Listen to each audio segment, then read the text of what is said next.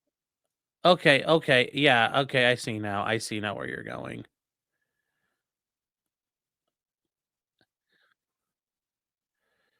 Oh, okay. Here we go.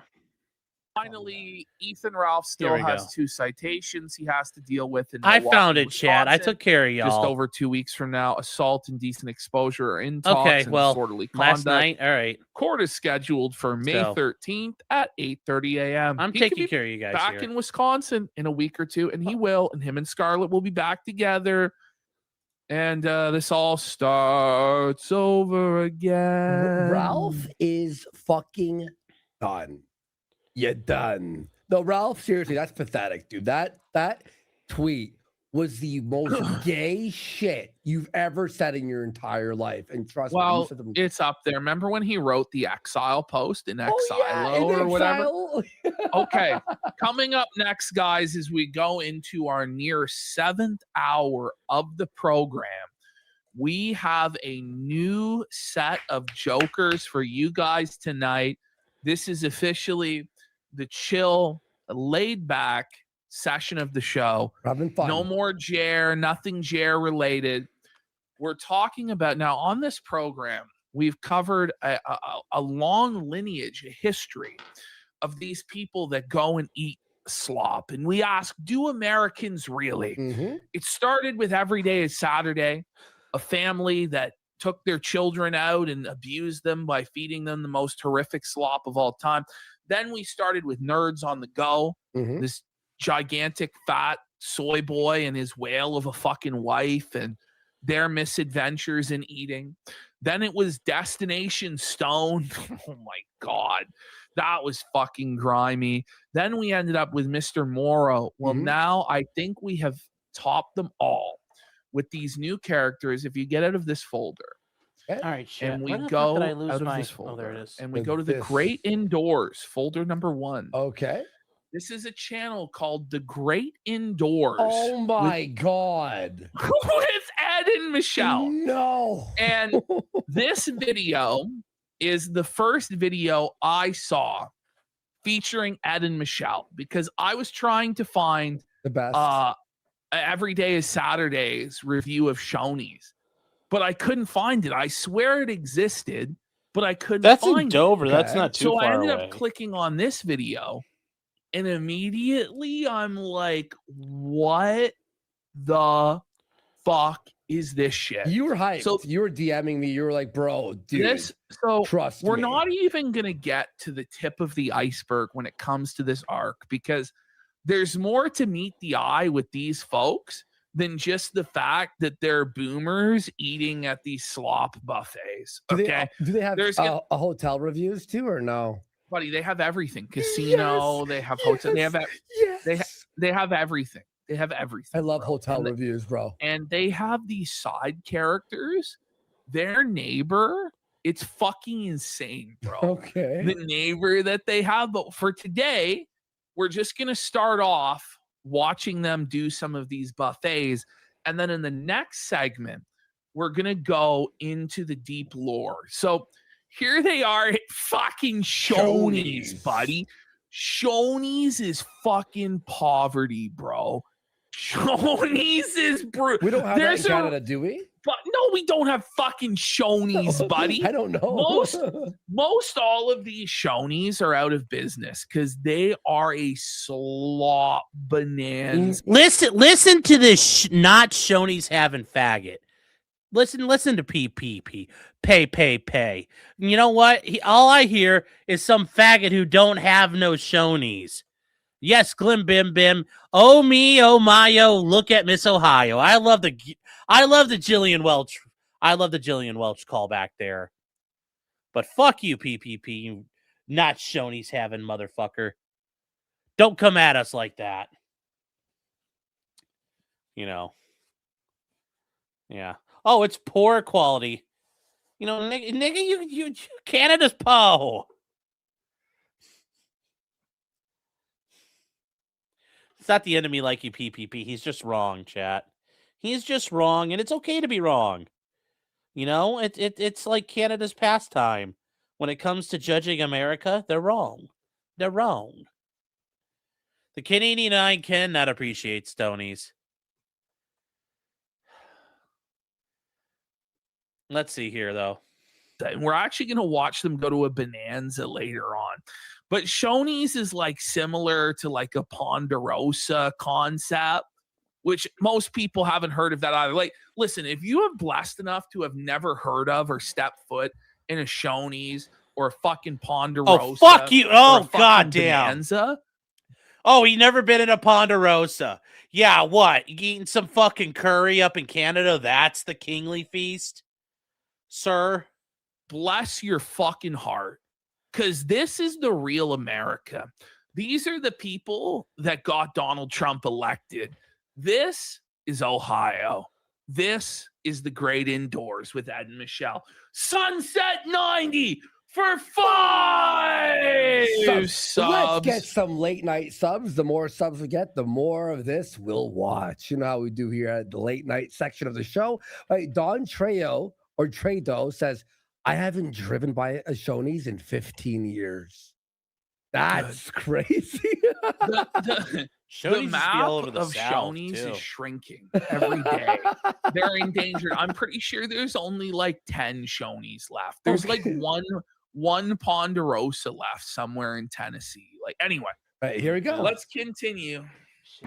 Welcome to Feltron for 5 subs. We'll watch. Flash just sent me an invite, guys, so we'll go on there. But we're gonna work on this a little bit. Casino Tolerator for a massive 25 subs. Go! Let's fucking go! Thank you so fucking much. These personally are one of my favorite segments. These like late night. End of the show, not important in drama sphere, just low enjoying. stakes. These boomers are going to get so many fucking subs, really probably. Punching down, but we got to remember that it's these boomers that have ruined our country and our society. Yeah. And they deserve what they're about to get. Let's fucking go. We got a Galv 25 for a pack it up for 1,000 kicks. Stand and be counted, Let's bitch. go. And remember, guys, I have a locals link right there. These are the go by the sub way, to it, somebody in okay? chat nailed it. These are the people that watch Jeremy Hambley, unironically. Yes. And actually buy into That's his true. bullshit. This is why you have to hate them. All right, guys. Yeah, go sub to locals. I'll be there tomorrow around 9 p.m. doing a quick 2-hour just. Hey everyone, Ed here with Michelle of the Great Indoors. How you guys? Oh Are my you God. sure she's not retarded? Bro, she's a few crayons short of a full box. But I said this the other night when I was watching this. I said, she looks like she eats glue and she eats crayons. And you're really going to get that. Like, there's points with Michelle where you can tell she actually doesn't know where she is. And she's like completely unaware of her surroundings or anything that's going on. Like, she's completely fucking senile. It's fucked. God, we got a Colonel Arnold for 5 subs. Big support. And Stephen for a rage quit would be in the Midwest if he was American. That's true. As a Canadian, I basically live in the Midwest anyway. True. And bystander syndrome for rage quitting. I've seen Maggie, bro. She was in a video once. She looks like an angel. I hope to find her OnlyFans one day. Thanks for that, bystander. All right, here we go. Doing? We are here today in Dover, Ohio, outside of Shoney's. Why is he Dover, yelling? Ohio. He's like yelling. We're here. Because otherwise, fucking They have an epic fucking water park in Dover, Ohio. Michelle can't hear him. Michelle needs to crank up her fucking. Look at Michelle's fucking haircut, bro. Michelle just put the bowl on her head and said, "Just fuck my shit up, dude." This has been one of those places that's been on my bucket list. She looks like what Jer would have if he wasn't bald, right? That same style. And then I saw Goodell's Country Kitchen. This isn't and he even was doing a worse review on- Dover than Dover, Delaware, buddy. And that's really fucking saying something. and I'm like, that sounds like a great idea. We should get out here to Dover and check out the Shoney's over here. Are you ready to get in there? They close. They are. Does she even know that they're on camera? No, right now? she doesn't even know what's going on, bro. Like she does. Sure. Night intended armor first off. Let's go. Open daily until 4 p.m. So we had to hustle You to see get the down Dover here. Inn? But I'm It's right. It's in the Dover Inn parking lot. You see there the Dover Inn suites, buddy. Oh my god! This is like something that would be filmed in a Harmony Korine picture, like the beauty through the ugliness of America. Like this ultimately is the quintessential American experience summed up. Like Europeans cannot even comprehend what is going to be behind those fucking doors when they walk into Shoney's. Damn. I'm really excited. All You right. did 77 miles an hour. Oh yeah. Well, we took 77. So I didn't do 77. I don't want to get in trouble. Wait, did you hear that? She's like, we went 77 miles an hour. And It's like, he's worried that he went over the speed limit and the cops are going to get him retroactively. no, wait, or she's that special needs. He's like, no, we're on the highway 77. That's what he just said. Oh my god, buddy. We were actually on highway 70. She saw 77. 77. So I didn't do 77. I don't want to get in trouble with the cops. Okay. Oh, you won't get in All right. trouble. Okay, let's get in there. Like, comment, and subscribe to the Great Indoors. Look at her wads. Why shoulders? Whoa, buddy! Docs alert! Docs alert! Whoa, 881 Commercial Parkway. What a great fucking address, buddy. The editing's so good here, dude. It's open only till 5. I'll take maybe 2.0. I'll go before. Bro, Did this a is bird- America. Did a bird fly through that sign? Bro, That's you totally know Dover. The That's best Dover, restaurants Ohio, are in man. motel parking lots. That's like By every far. city on You know. I-77. You know. Wait, it closes at 5 p.m. Yeah. What kind of restaurant? Shoney's, bro. The only people that go to old Shoney's are people. over the age of 70 and they go to bed at 5 p.m. Fair Fuck. enough. Like after that Yeah. time, they're sundowning and they're not fucking making it. You get it? God damn. So it is. It is the now- Rust We got an Belt. update. Hospitality Inn. $13.95. All you can eat. All you can eat slop. Just get ready for how fucking gruesome this shit is. And by the way, this is nowhere near even the worst one they've been to, but this is like, this was the worst I have ever seen out of all the shows that we've done. Nerds on the Really? Go, Every Day is Saturday, No Destination Stone. That's saying This a lot, was dude. the worst food I've ever seen. And then I watched another one and they topped it. And then I watched another one and they topped it. These people go to the ultimate sloppa that I have ever witnessed, to where people will say, like, PPP, you would eat that fucking slop. Shut the fuck up, you fat pig. And most of the time, they're right. Okay. I would eat that slop. Okay. Like, I'll eat Golden Corral. I'll eat the fucking. Ooh. But this slop was so PPP 's lowly lying. that even I was like, no, I won't do it. I won't eat this Yes, shit. you would. Let's continue. By the way, somebody Googled it and the business is now permanently closed. You're going to see why. Oh my god, is it? They have the breakfast buffet going on right now. They got the And buffet. it's going to be Look at switching this. over. Look at this fucking salad bar, bro. Look at this dirty fucking salad bar, bro. In about This 30 is minutes. a monstrosity. The buffet is set up for This is south breakfast, of Akron Okay. and in 30 Canton minutes it's going to switch over to dinner. Okay. So I'm going to take they're video gonna of get to see the it all. breakfast buffet, Okay. and then you could decide what you want to do, whether you want to get this or whatever. Okay. But they have the salad over here. God, she Bro, sounds look at good. the chick. Oh my god, look at the chickpeas just swimming in that fucking liquid. Drowning. Oh. Hey guys, it's the Oh, fixins. bro, look at the fucking bacon bits. Look like dog food. Where? They do. Right, well, his hand is covering It's them. a fucking- his finger. Ew, Look at that shit. That is It's dog like, you have raw fucking onion, raw broccoli. We got fucking powdered eggs up in this Oh, bitch. gross. Tomatoes. Their dog in Ohio is so bad, I'm gonna have to leave, guys. lettuce. I might, you know what? Green I may pep- have to stay and defend Ohio's honor. Peppers, Look at some that cheese and cheese. some egg. All right. Croutons. How big? Croutons. How big are these Croutons. croutons? They're like fucking just pieces Yeah, of they're toast. saying white trash. Like even white trash are ashamed. You It's know, they're just like pieces of toast. This is a really nice setup over Is look it? at that shit. That Look at gravy that shit. has Look film. at it. Look at the film. Look at it. Looks like pudding. Oh my The fuck. gravy looks Look like at pudding. those fuck. What the fuck is even next to the gravy, dude? Is that Those are green peas? beans. Are those green beans? Yes. Like the fucking.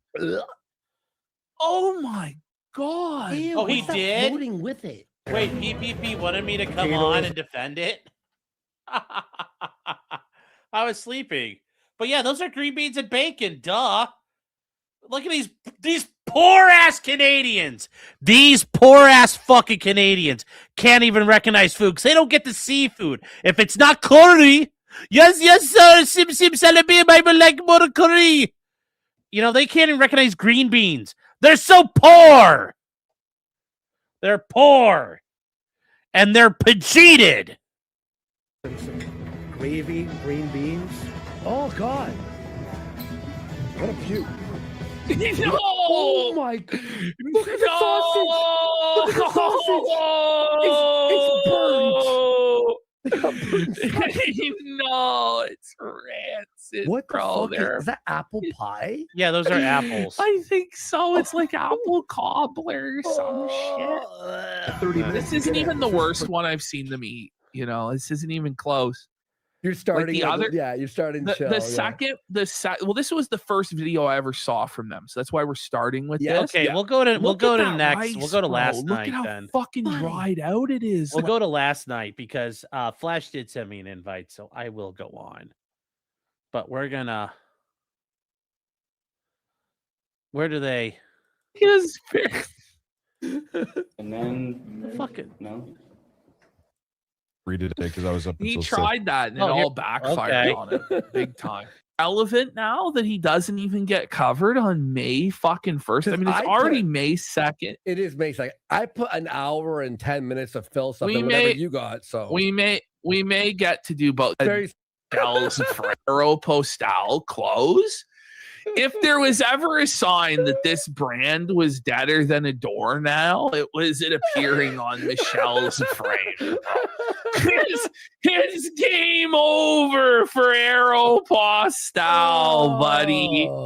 Oh no! Yeah, I have this. Where are they at now? Tomato burrito with me, guys. Right. By the way, the Rumble channel will have the Great Indoors content. Right, guys? It's good shit. Rumble. So go sub to our Rumble. Look at this lonesome, sad fucking tundra. This wasteland, devoid of all civilization and culture. It's called Ohio. As I said on the last show, it was only a few short years ago that these people in Ohio got running water for the first time. Remember the We're plane really, crash it's like of we're 1943. I know. We're like observing a uncontacted tribe, like from North Sentinel Island. These fucks in Ohio, like they just don't know any better. They're like, fuck, may as well be wearing loincloths and smashing coconuts together for sustenance, for fuck's sake. You're all, They got Gator for 5 subs. Big support. You're all wondering why are we doing this? Well, we hope within 3 years our show This is the best only show. Watching this type of content. You know We what I mean? lost Evil Dave. It's tough. We lost Evil Dave. Hopefully, some Evil of you will Dave? stay for the.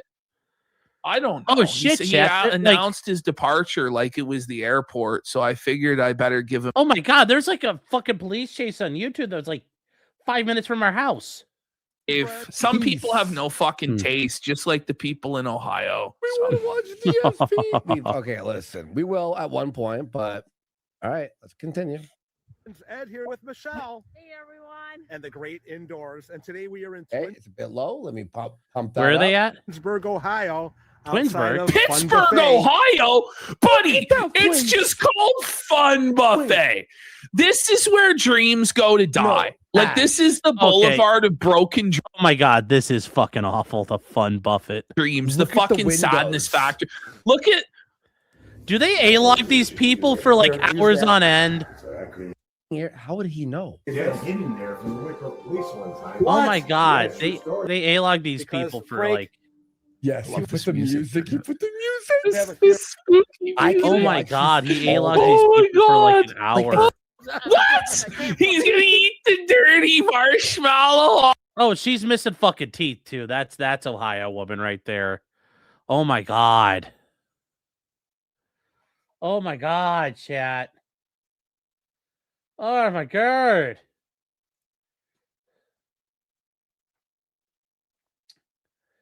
Okay, Katie, you had this one. It's like police chase turns up little town or fucks up little town.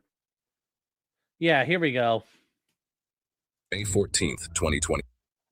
Willoughby Hills, Ohio. It's like right next to fucking me. 5 in Willoughby Hills, Ohio. An officer is on routine patrol when a dark blue Subaru with expired Not me, chat. tags passes by, but this routine stop is about to escalate far beyond a typical encounter, I have a friend who works for the Willoughby Hills Police Department too. putting multiple lives at risk. Are you okay, ma'am? I'm shaking up. Okay, were you in your car? Yeah, I was in my car. Go ahead. Traffic stop. Planet Fitness parking lot. I'll get you a flakeness. Okay, this isn't Willoughby Hills. This is in Willowick. That's not Willoughby Hills on the other side of the fucking highway. Willoughby Hills is miles away from here. There's like a Chipotle around the corner. I know exactly. This is on Lakeshore Boulevard. I know where the fuck this is. They have a beautiful park right across the street from this place. Against Tempe.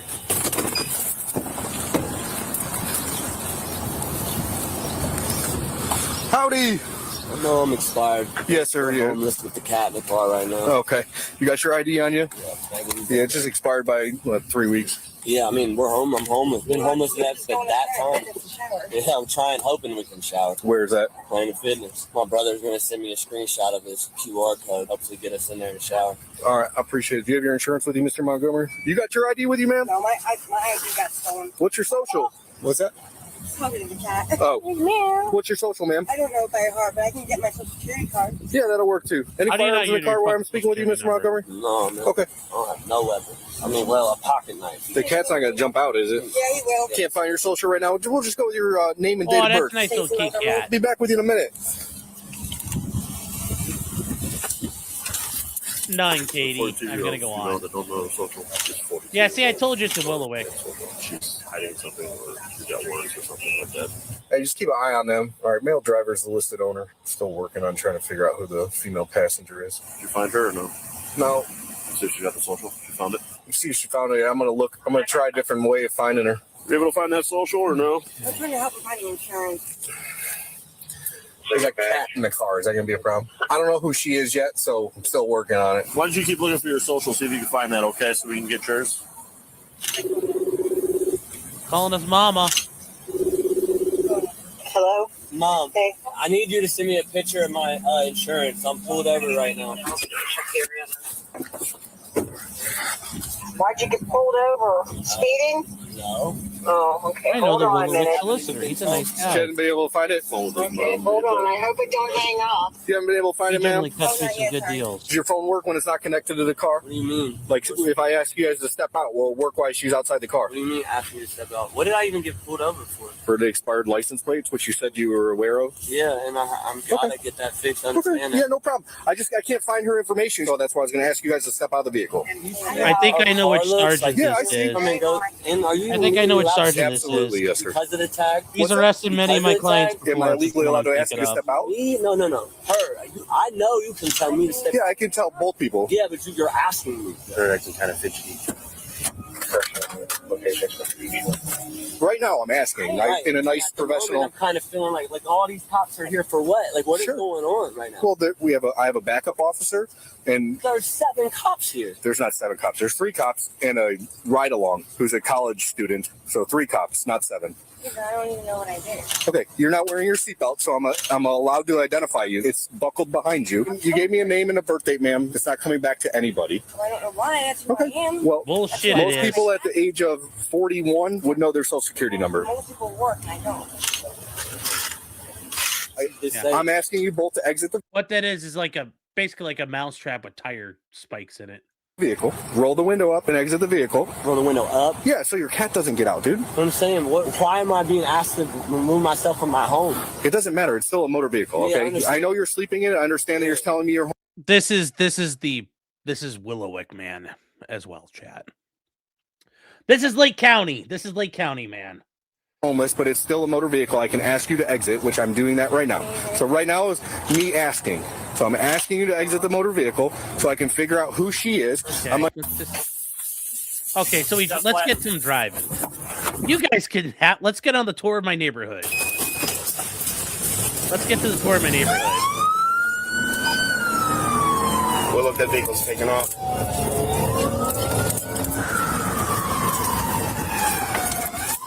It's running on flats. They went over the Terminator. We're in the back lot of Shoregate. Yep. It's going towards Lakeshore.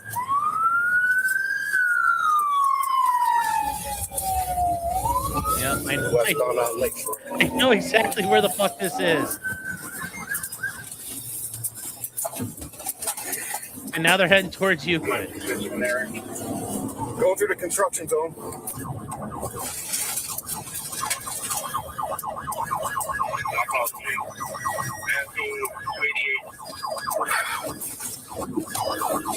Yeah, this has been a mess for like a year now. Put a pain in the fucking dick, let me tell you.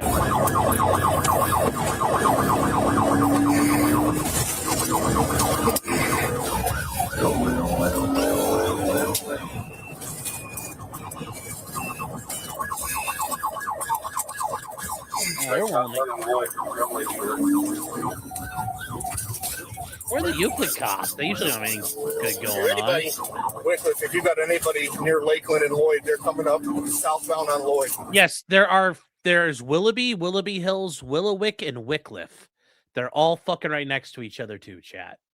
So it's confusing. Running on at least one flat. God damn it. Passing Grand. Vehicle should be coming up to Lakewood right now. I know exactly where all over this the railroad is. tracks. It's losing a tire. I drive over those fucking places all the time. Whee! And now he's coming back into what's known as Euclid Avenue, which you can. Oh, he faked them out. Oh, juke, break them ankles,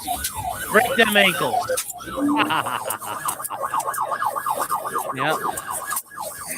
Oh no, he's on 20 now. Okay, here we go. Wow, look at him go.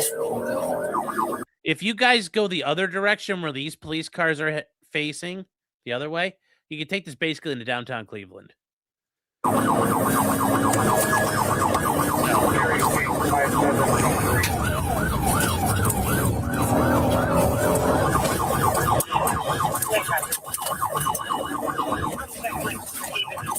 Oh, I'm gonna miss this place. Can you advise Willoughby just in case it continues east? That's where we live.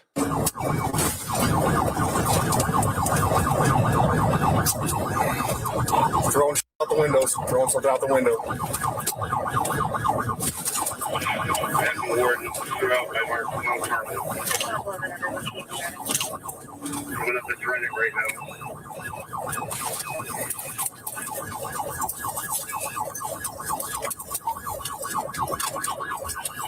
Continuing eastbound past real fast.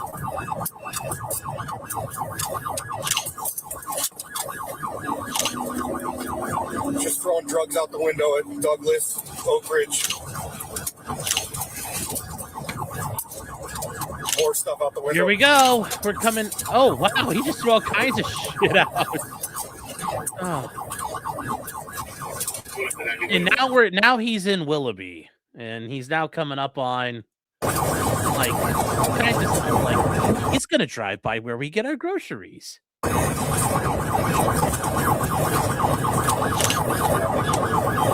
There's a Swenson's. That's the thing LeBron James owns. Their food fucking sucks. That's Psalm Center Road. Route 91.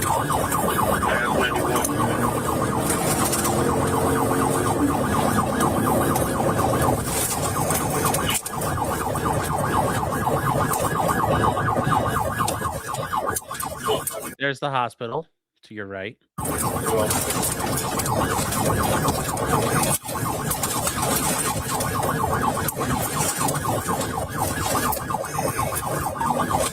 We go in here. That's where our giant eagle is when I go get groceries and pick them up. That's where we go. We order them.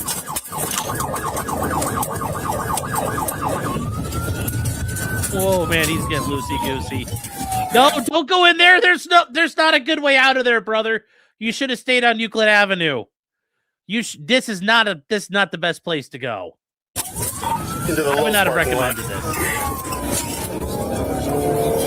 Because there's really you're gonna double back through the hospital. If you get to the back of the Lowe's, you can back through to the hospital, or you could squirt out on a side street that'll box you. You ready, buddy? Yeah, this is not good. You say something, honey? Yeah. Yeah, I'm like, I know. Look, they drove by the giant eagle.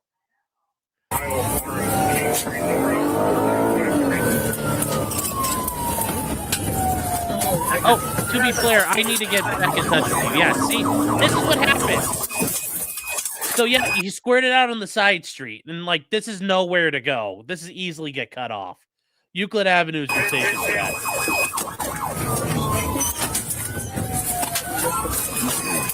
Go, Freedom Train, go!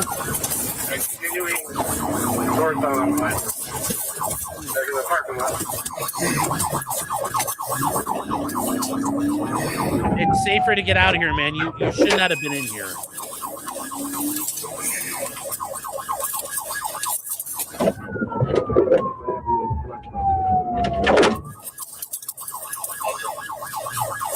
Is he doubling back? Oh, you pussy. Well, actually, that is safer because the Willoughby police will fucking... God, those guys don't fuck around. You know, it's like my dad said, when you move into a town, you want the meanest, nastiest cops where you live. And you want them to be nice to you, but hate everybody else. Like, Willoughby cops won't fuck around, man. They'll pit his ass to keep him out of downtown for safety purposes. So this is actually probably safer for him. He's not going to get run off the road into a tree.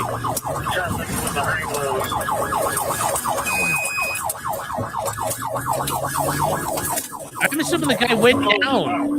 Dark blue. That's all I got. You got the drop on him? It's a car with free fucking tires. He couldn't have gone across the street into the mall parking lots because there's no way to do it right from that light. He must have drove into Willoughby. 3 tires now and damaged bumpers. He must have gone right instead of left.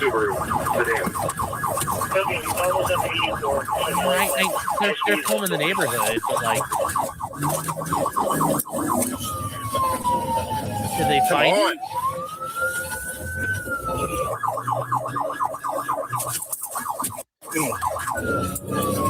Jesus Christ. Willoughby, get out of the way.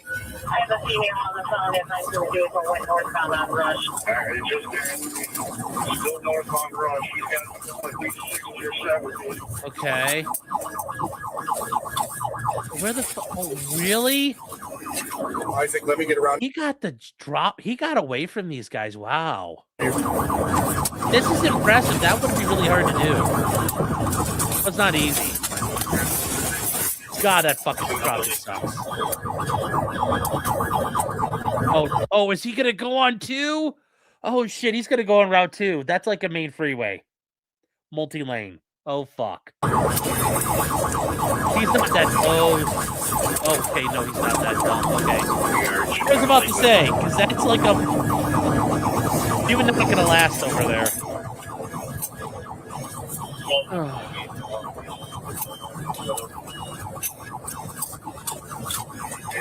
Do municipalities like this have a helicopter? No. Like Cleveland has a ghetto bird, but that's it.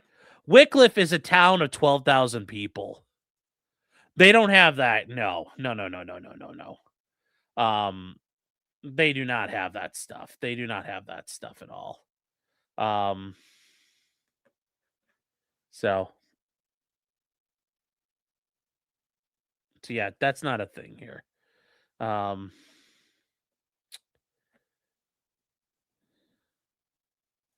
Yeah, that's definitely not a not a thing they could do there. I don't where is, some other, I don't know, what the fuck size of Willoughby?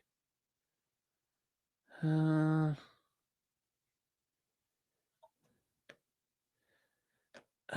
on here. I'm trying to find. Yeah. It's like Willoughby, town I live in. 23,000 people. We don't have that kind of stuff.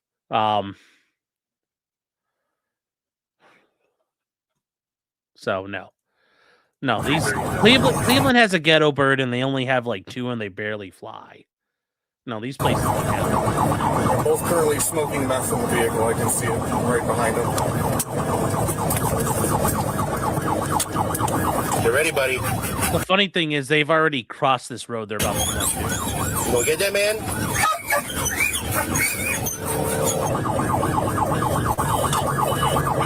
And now they're squirting back out into Willoughby where we live. Right, they're gonna come up on a big old Starbucks. It used to be a Hardee's. They take this all the way. This is probably where they will pick because there's nothing here, just businesses. You got more spikes. You can get them out.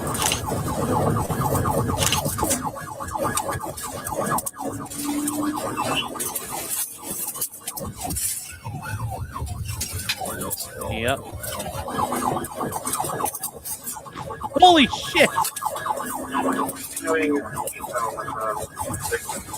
Oh, don't fucking 1080 into people, man. But yep, this is one of the places I get on or off the highway at. Rick in the carjack, yeah. He's got all-wheel drive, man. He don't need that.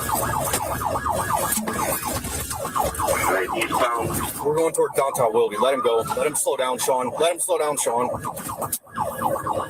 Yeah, downtown Willoughby is not very conducive to a high-speed chase. It'd be very dangerous here. The funny thing is he's going to drive right by the courthouse in Willoughby. Just back it off and turn your lights off so he slows down, and he's doing 70 on one rim. There you know. All right, let it go. Base, you can advise Menor. He's coming into their city. He's going 60, 70 through Vine Street here. We're going to let him go. He was throwing out numerous baggies. There was a whole book bag he threw out and other items. Base, you can let Menor know they're both extremely high. They went up Kirtland, north 84. Just drive, dude. The Johnny Cake. Can you go straight? You going or? All right, I lost up with Johnny Cake. Yes, this is methamphetamine F1. What are the charges? Well, I mean, it started out with the guy not having a registration. I'm sure they were going to get a drug stop on these guys. But yeah, now they got felony failure to comply, and that's, 3 years in prison. Probably, depending on how much meth was in those baggies he was throwing out, mandatory prison felony possession. There's a lot they're going to get this guy on. He's saying he went eastbound, Johnny Cake towards Menor. Going back towards Willoughby. Gentlemen from they went that way. While officers continue searching for them, the suspects seize the opportunity to make multiple carjacking attempts nearby. Oh shit, that's just down the road from where these guys were on screen.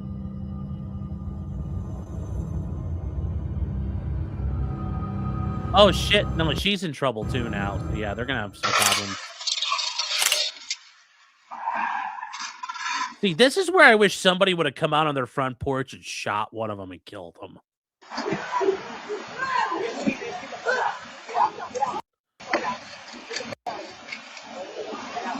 See, this is like God, I wish someone this is where you wish you're just sitting there like cleaning a gun on your front porch and you see your neighbor getting carjacked and you fucking kill this guy. Just so you take your grand and you're just like, ping. 911, where's your emergency? I just witnessed a car slam into another one, and now they're getting into another person's car. They're stealing her car. What kind of car are they getting into? It is a white 4-door small sedan. I cannot see the make or model.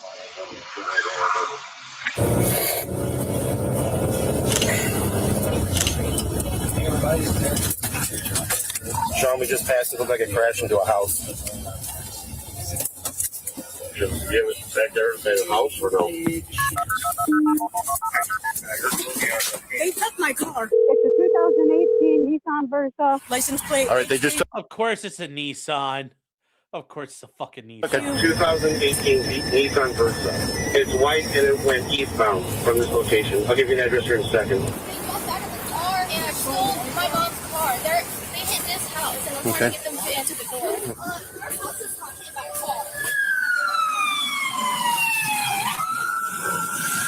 Are you okay, ma'am? I'm shaking up. Okay, were you in your car? Yeah, I was in my car. They Okay. made me get out. Do they have a gun or anything? We don't have a crowbar. So they turned right on 306 and started. There you right go. That's our south. that right there is aggravated robbery, 3 to 11 years in prison, 1st-degree felony. Homie's going for the fucking maybe even I don't know. Maybe I don't know what. We'll have to find his name here and see what he got charged with. Oh, ship as well. Contact you. Oh, You know what? I think I may have heard about this. I don't remember at the time. So much crazy shit happens here. I forget. They're all the way at 6 and 306. Do you want me to keep heading that way just in case they wreck it? All right, I'll keep heading that way and I'll scan them and I'll see what I run into. All right, we're going on a field trip. You write your 15th day paper today about how you almost lost your life 16 times in the car. You jumped this bitch twice. It sounds like someone's chasing it right now. Kirtland's right behind it. They're going into Chesterland right now. I don't know how they got this far on 3 tires. I don't know where they're going. Yeah, I don't think they know either, but Every freeway we were waiting. Who chases and doesn't go on a freeway? right. Is this it? Let's go.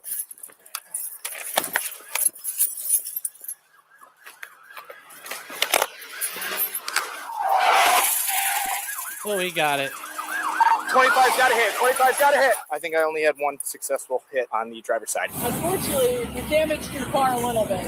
I hate to say it. I'm just. Did they get him or no? Mechanic, so he said it's smoking, so I can't imagine it's gonna last too long.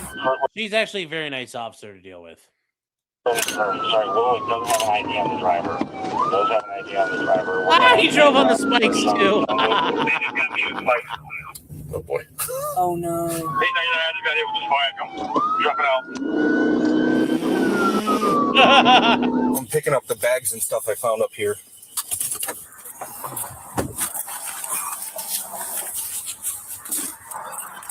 Yeah. What'd you find? Nice. Okay, you tell me where it's at and I'll come get it, okay? We were just walking. We found a purple knife. And the kid pulls it out. Here you go, officer. It's down there on the sidewalk. I'll show you exactly where it is. Okay, I appreciate it. I'm not gonna lie. If I was a kid, I found a knife. I wouldn't fucking tell anybody. I'd be like, I got a new fucking knife. Just give me off page. Okay, let me go over the driver. He got rid of a good car for a shittier car. Passing Washington, speed's about 40, 45. Oh man, they're getting in the heart of places. This is a unique chase route. Okay. Traffic light, and we're down to about 35. He is going left to center without any traffic in front of him.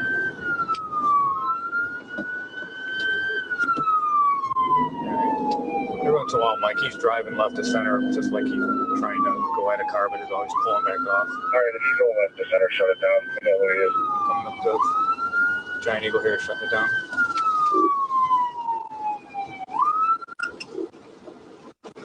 Yeah, he just pulled into Giant Eagle, Mike. All right, you got it there. That's fine.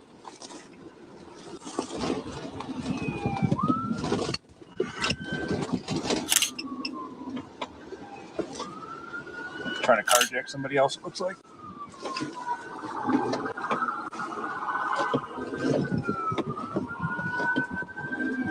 All right, got the sheriff's car. Oh, we got the sheriff's department Tried to finally carjack another involved. car, Mike.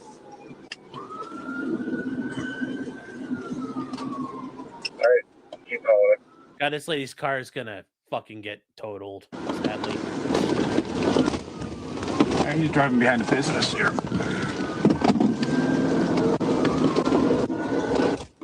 Now their windshield wipers are off. Try to get this certified. You get into that parking lot, do it. Okay, I will do it.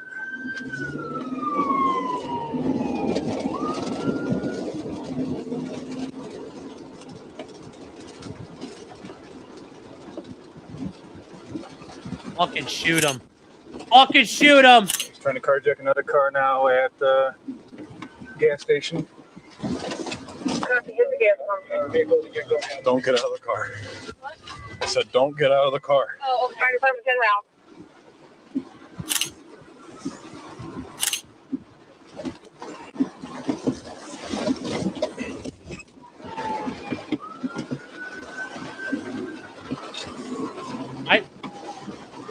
One at gunpoint, one on foot.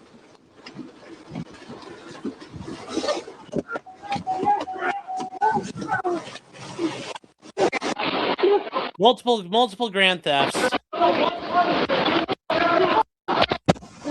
on here.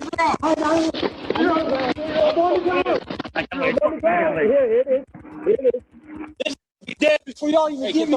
Don't tease me. Babe, I love you. I'm about to die. Hey, what's up? Hey, relax, man. Relax. I ain't have no chance. I came out here and tried to do the right thing. That's a fact. I'm homeless as shit.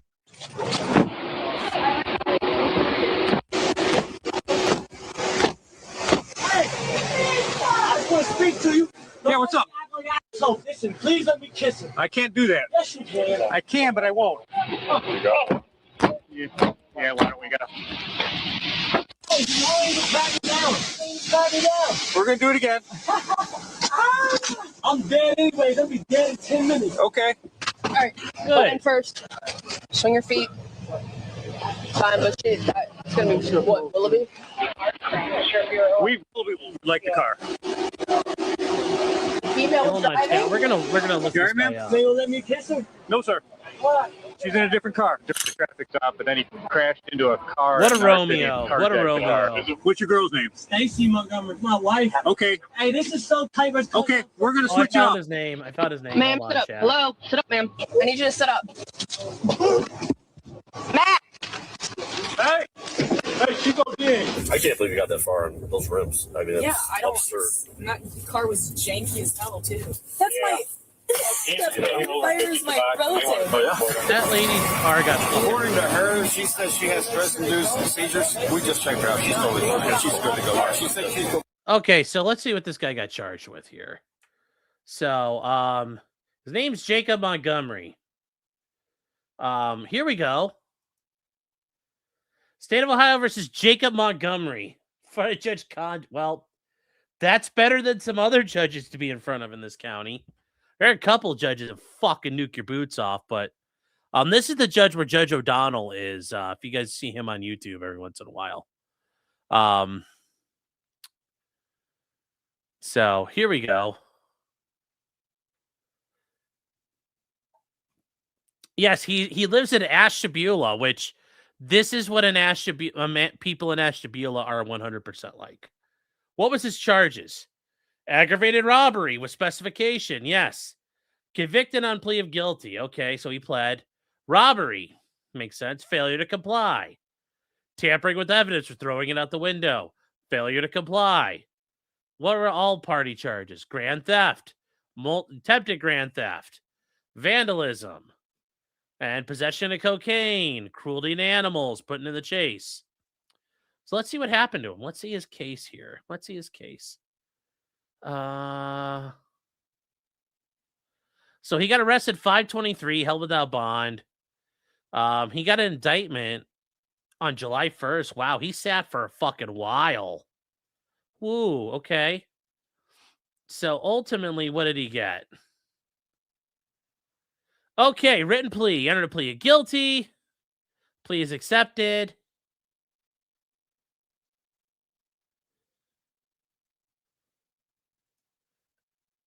Okay, you pled guilty. Okay, so what's his judgment entry? Bond is released. What is it? Oh, we can't see it. Okay, well, we're gonna have to go to ODRC. Okay, offender search. Here we go. Montgomery, because he got sent to prison. There's no way he didn't. Montgomery, let's see here. There's a lot of Montgomerys in prison in Ohio. Jesus Christ. Here we go, Jacob Montgomery. Where is he at? He's at the Northeast Ohio Correctional Center. Okay, he's down in Youngstown. How much time did he get? Oh, wow, he got a lot of time.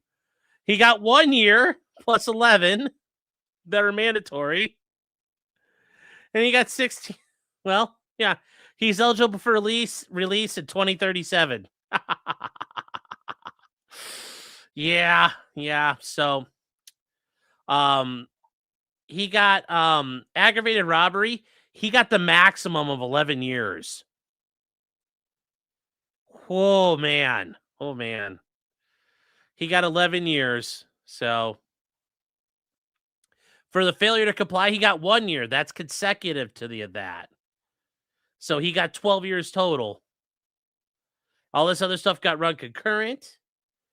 And did he get it? Oh, he got Judge Paschke down in Geauga County sentenced him. She's very nice. She's actually very, very fair judge. Considering things. But she's very nice. But yeah, there you go. Oof. Fucking 12 years, homie. I hope it's worth it. So, yes, he did it and he's guilty. So, yeah, suffer. No, he got 12 years total. So, yeah, babe, what's up? I will in 1 second. We're about to switch over stuff. Oh, it's like we're at work with Sean. Yes. Which is worse, Akron or Ashtabula? Akron. Ashtabula is way too small. But it's like in Akron if Akron was a lot smaller. Yes, he's already pled out and been sentenced. T-Rex, I drive through Ashtabula 2 times a week on my way to Rochester, New York on I-90. Yeah. Yep, the cat's not dead. It's just the cat was in that situation. Attorney of record mean. I wouldn't say anything about if it's mine. Yeah, 2.0 because Clyde's being an asshole. So, yes, he's domiciled now. Yes. So, all right, chat. We're all done with this. I got to glue in a guy. We may do another night real quick here, but if you guys could see here, I did the shell mark on the side. We put that, we painted that, and then we just, it's got a lot of wear and tear on it now. It's got a lot of wear and tear on the wheels, everything.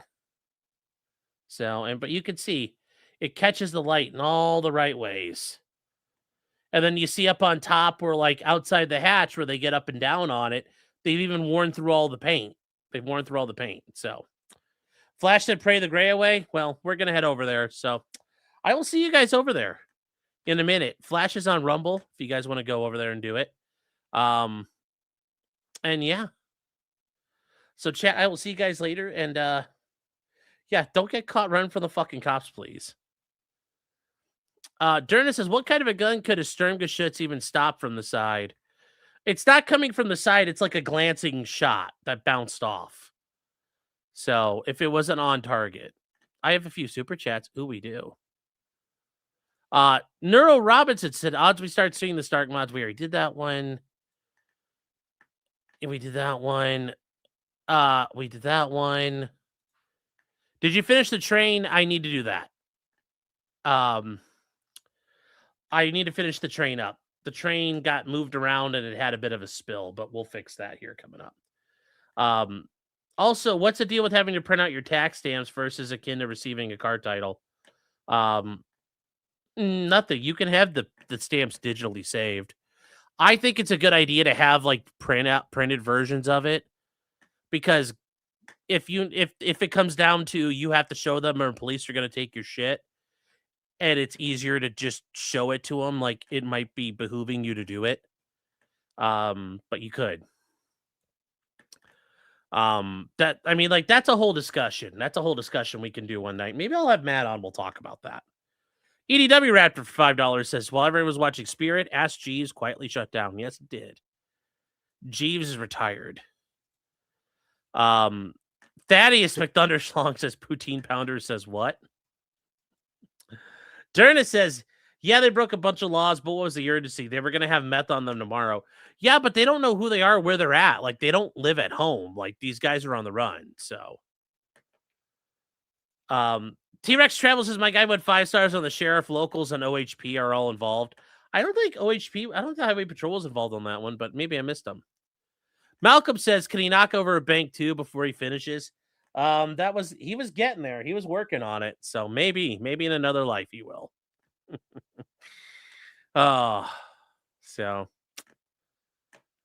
that said, chat, we are going to finish up here. Megatron had a baby. Yes.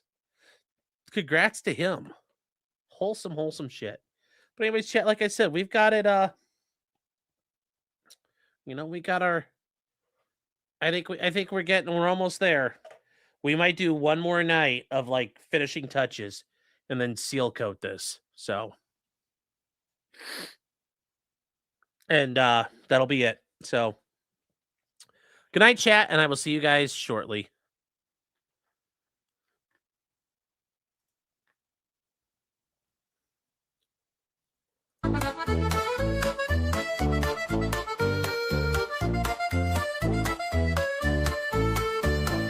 Weapons, blacksmithing, and models of planes, esoteric works, and even some trains. Much merriment had while drinking White Claws, tips on hunting, and even talking the law. Whatever you do, just don't talk to cops, even when they nab you on illegal stops. Just 'cause you did it doesn't mean you're guilty, but please talk to a local attorney. Was that the fat guy Rick hated yelled at?